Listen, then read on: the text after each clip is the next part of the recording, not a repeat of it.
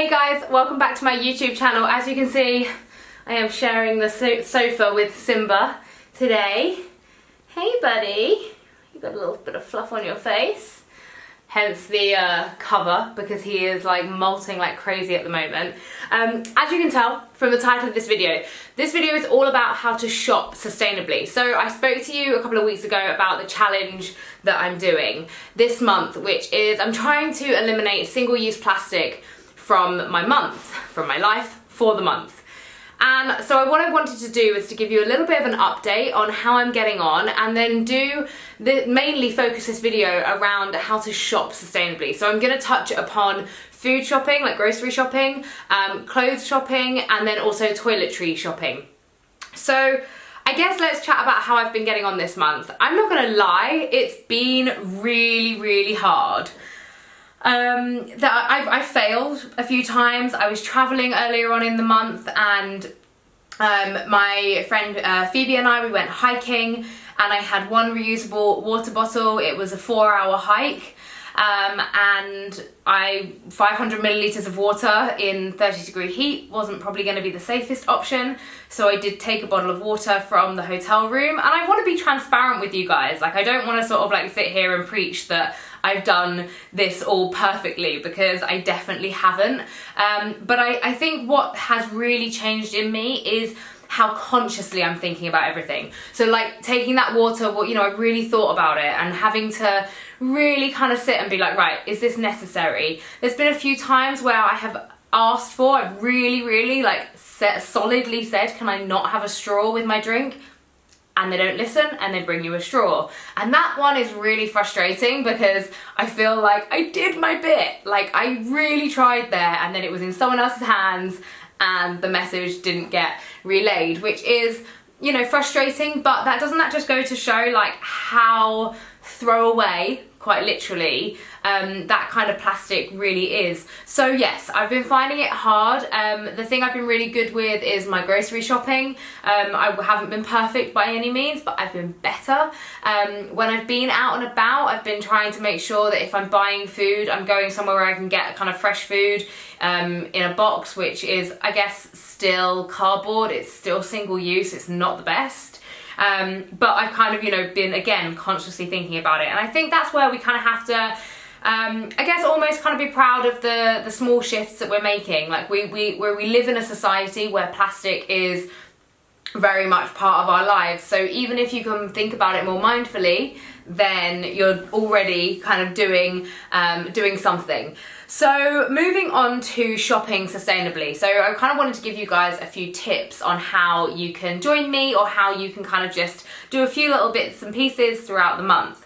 So grocery shopping, there are a few ways in which you can kind of help towards the single-use plastic, single-use plastic, no, I can't think of what word I'm trying to say, but basically how you can step away from single-use plastic.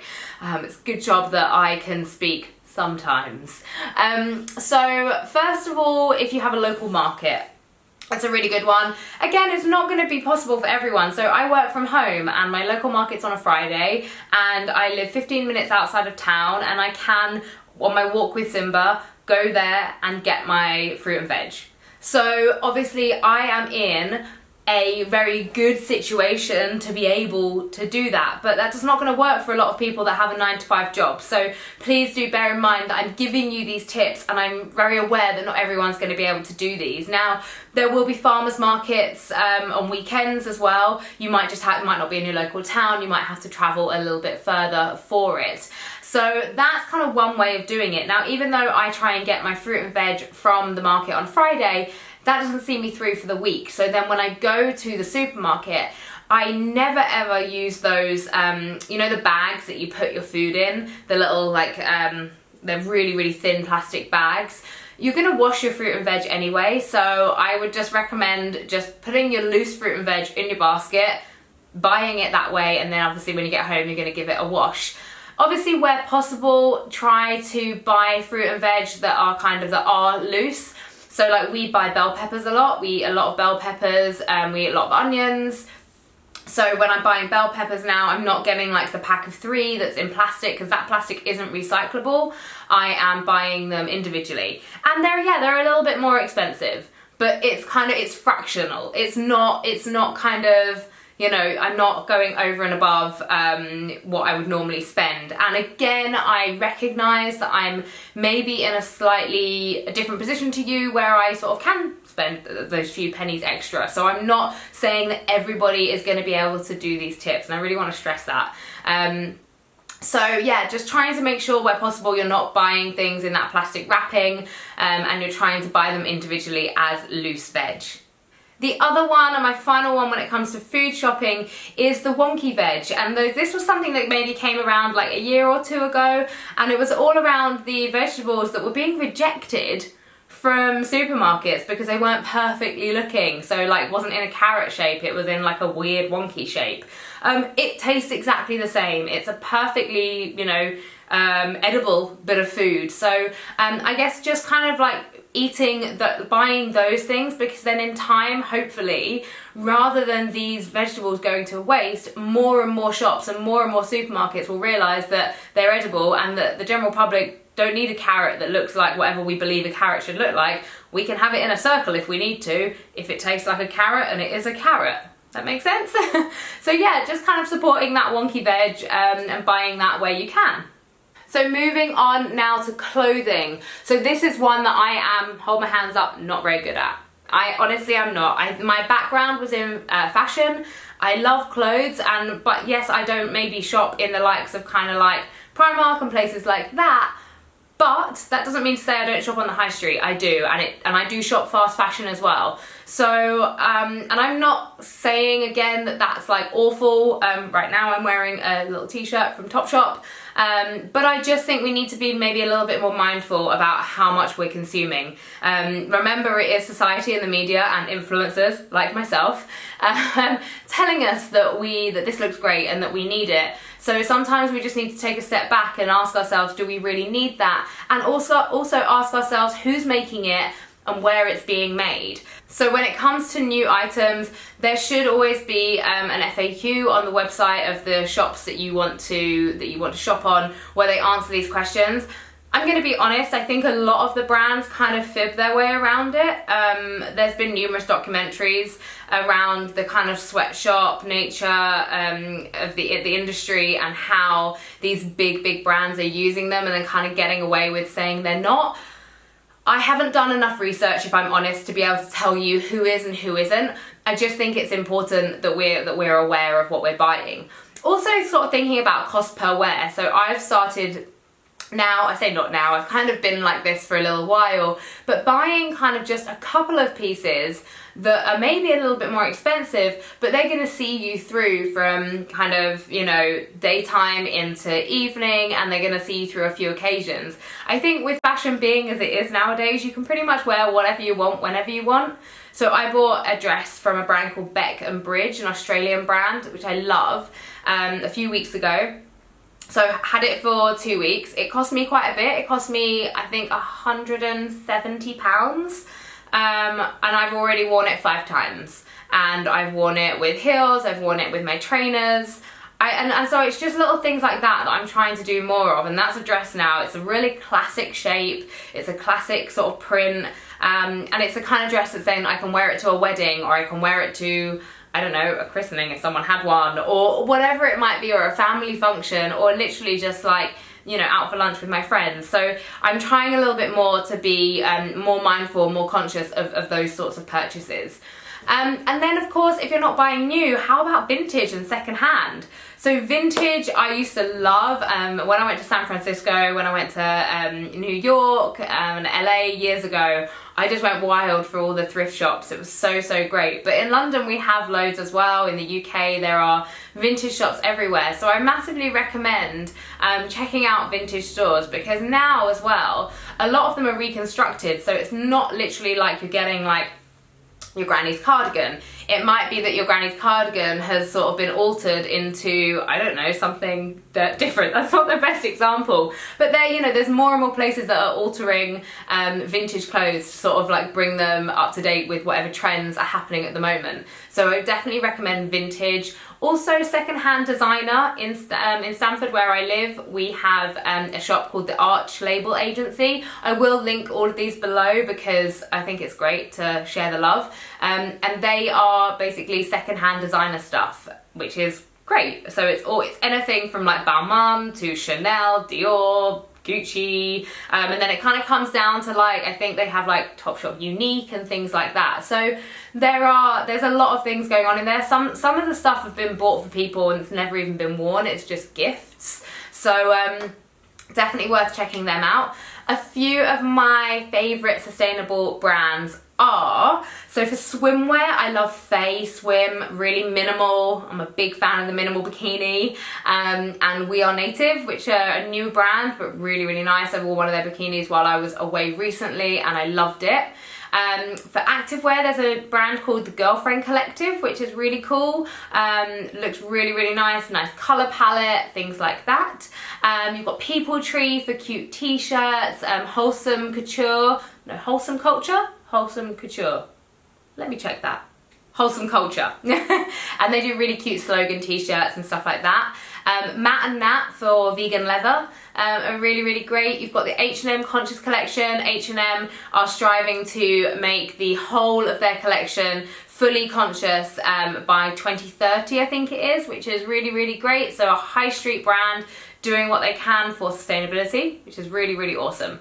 You've got Wildwood for sunglasses, which I love. They're all named after animals that are endangered, and they raise money, and they're handmade from wood, which is lovely. Reformation, which is a US brand who I really hope will come to the UK one day. Please, Reformation, would be amazing. And then there's a website called Rionver. I'm going to tag it below. I don't know if you say it like that, but a lot of their brands are also sustainable brands as well, like eco-friendly brands, so worth checking them out. So that's kind of clothing for you, giving you a few tips, giving you a few new websites to maybe look on. Don't go and buy something right now just for the sake of it. Have a think about it. Do you really need it? Okay, and then moving on to toiletries. This is another one that I really struggle with. I think, you know, everything comes in a plastic bottle. There are a few brands that come in glass bottles, but I don't even think there's anywhere that does shampoo and conditioner in glass bottles. I know that you can get I know that Lush Cosmetics do weird and wonderful things for body wash and shampoo and conditioner, so they're definitely one to check out. When you go away, I would always, buying those mini bottles and then throwing them away is just such a waste. Such a waste, and it makes so much sense just to get a mini bottle and then just refill it each time you go away. Perfect. And same with kind of like sunscreen as well. You can buy like the empty mini cartons, or not cartons, but the mini plastic bottles, and then if you have a big sunscreen at home and you're just going away for a few days or whatever it might be, you can just squirt some into the other container and take that with you, and it just saves you money as well, which is always great. Rather than just constantly buying new plastic ones every time you go away. When it comes to face wipes have plastic microfibers in them, so they are one of the things that aren't biodegradable, and you can't recycle them, and a lot of face wipes end up in the ocean because so many people sort of like flush them down toilets and things like that. So rather than using face wipes, which I know that so many people are big fans of, and I was as well for a long time, use a facial cleanser or a face wash with a muslin cloth. I got some muslin cloths from Neal's Yard, but you can get them from loads and loads of places. I'll link the Neal's Yard ones below in case you want to have a look. But yeah, you can get a muslin cloth from anywhere, and then obviously you can just give it a wash and you're done. You have a clean face and a clean cloth, and you haven't put any plastic into the ocean, which is always a good thing. Other ones with toiletries, cotton buds. Cotton buds are ones, you know, those ones where it's like the plastic and then the little cotton wool. It's tricky because I know that there's cardboard ones. so you could use a cardboard one. But I think what we have to remind ourselves, and although I do want to say that obviously it is super, super, super important that we are reducing our single-use plastic, and so not to give up just because of this, but we need to be aware of like, what are we switching it for?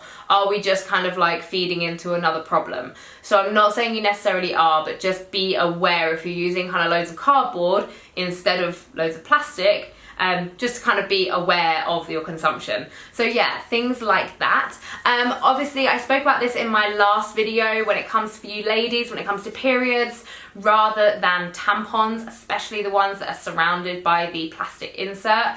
Try using a reusable menstrual cup. So there are different brands. I use Lily Cup, there is Moon Cup, there's numerous ones now, I think. So yeah, try using those. There's also period pants by a brand called Thinx with an X on the end.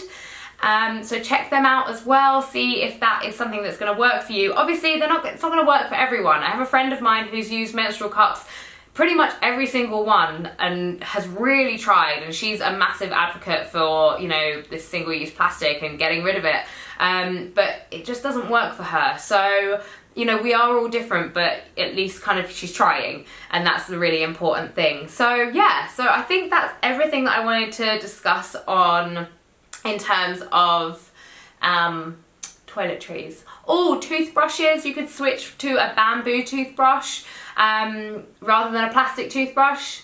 You know, equally as good in the bristles, but they're just bamboo.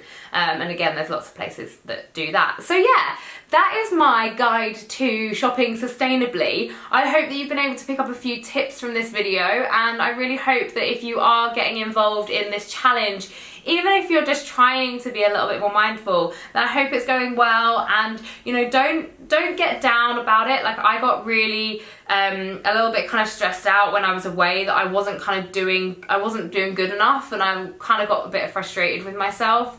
But I know that I'm trying, and I know that my mindset has changed, and that's really the most important thing here, is that mindset shift. So yeah, I am proud of myself for the bits that I'm doing, and I'm going to keep trying. I'm going to keep going past July, but I will keep you updated with some other videos and some other content. So yes, thank you so much for watching. Please do comment below and subscribe. So subscribe for videos every Wednesday and every Sunday, and comment below and let me know what you learn or teach me something. I'm always open to your suggestions and your ideas, but let's keep it friendly. So thank you so much for watching. Simba, oh, I just made him jump. Simba, are you gonna say bye-bye to your fans? He's so sleepy. Bye.